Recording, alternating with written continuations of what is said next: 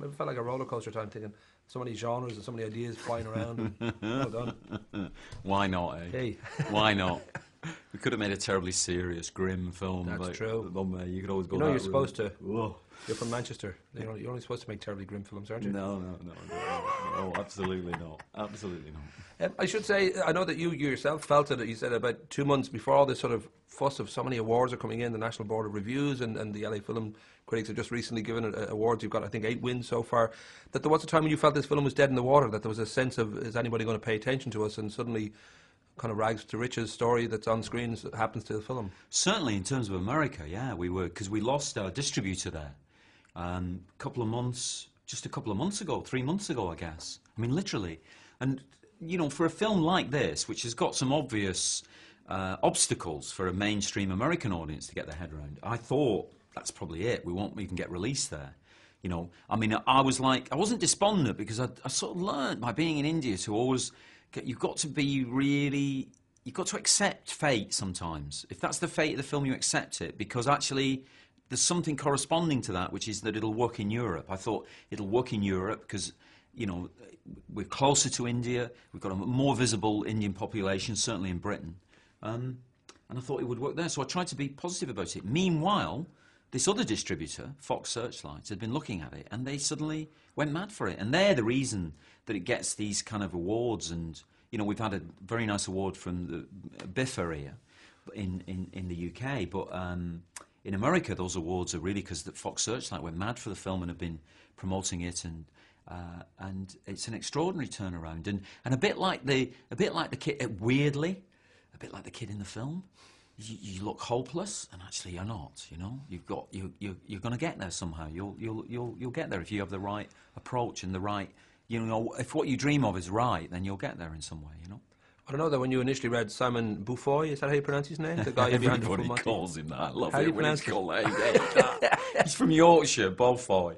Beaufoy. Beaufoy. Beaufoy. But That's everyone better. was That's more, Beaufoy. that's more masculine, I love all right. But when you first kind of got his script and you sort of felt, well, you know, especially given that it's based somewhat around, you know, Who Wants to Be a Millionaire in India, it didn't appeal to you at all. And then, I don't know, the change of heart came from what exactly that you sort of, I don't know if you gave it another shot, you read it again, or... No, I just started reading it. Right. Because they'd said it's about Who Wants to Be a Millionaire, and I didn't really want to make a film about that game show. I thought, why would anybody want to watch a film about that game show anyway?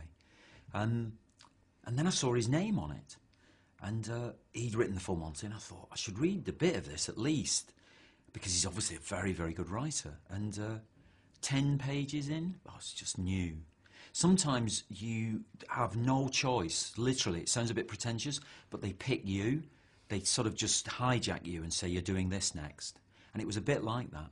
And it was obviously, when I think back about it, because I hadn't got to the end of the story yet, so I didn't really know what happened, but why he was on the show. I hadn't even got to that bit. It was like the kid, you know, the idea of him going on the show was so fantastic. And in the middle of this city, which is just the most extraordinary city on the planet, you know, it's the maximum city. And in a way, all movies should be set there, you know, because it could absorb all movies, you know. There's so much going on there. So it must have been that got me, you know, I guess. Well, I suppose the idea that you've got an 18-year-old orphan kind of street boy in a way who ends up on Who Wants to Be a Millionaire, and almost Kaiser Soze-esque, he suddenly comes up with every answer because he can flash back to a little moment in his extraordinary life that give him these answers that bizarrely they're all kind of connected in some way to this life that he's led. And I don't know whether when it came to the idea of shooting it, that there's so many different things going on. Like at times it's like Dickensian, there's Capra, there's Bollywood, there's fairy tale, there's a love story.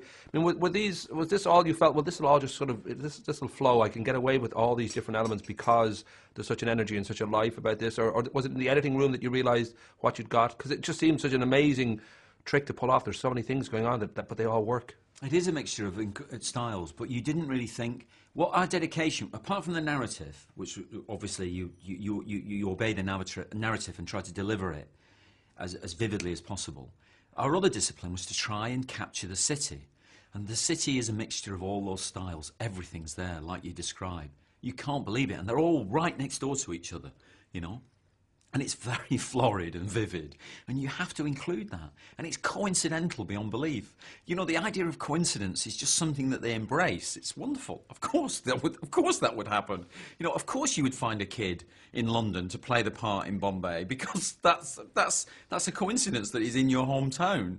You know, and that he comes to Bombay and he's able to play the character better than anybody that we could find there. You know, that's just and they embrace all that kind of coincidence, and it leads to this. It leads to this accumulative style, I think, which is that you've got to move from terrible scenes of poverty and cruelty, and then at the end of the film you've got a dance sequence, and people say, how did you get from one thing to the other? Well, you don't get from one thing to the other, they just are. If you want to say the city, you've got to represent all those things. If you didn't have the dance at the end, you wouldn't have fully captured the city, and if you didn't have the scenes of cruelty at the beginning, you also wouldn't have captured the city, you know?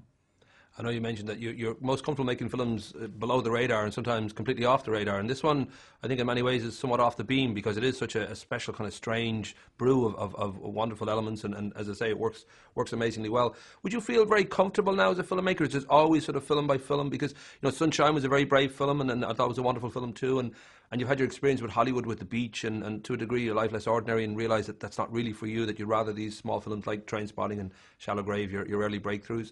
Is it easy to feel comfortable now as a filmmaker, or do you feel it's always, each film is a kind of a proving yourself and proving to yourself that you can do this? You should try to have that every time. You should start from scratch every time. You know, it's really important to do that. And it's one of the reasons I try to do things that feel kind of superficially anyway different from each other, because that drives me on, because I think I want to start by thinking I know nothing. I really don't know how to do this. I don't want to start thinking, I know how to do this, we do it like this, because it's boring, that. You know, you're not going to learn anything really by doing that. You're just going to repeat things. Now, ironically, you end up repeating things because they're closer together than you actually think, and there's certain days where you think, oh my God, it's the same film. And that's just a kind of mental torment you have to go through.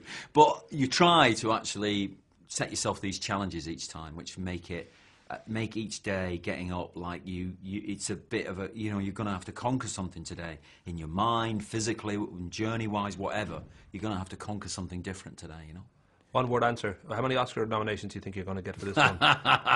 3, 4, 5? I'm not going.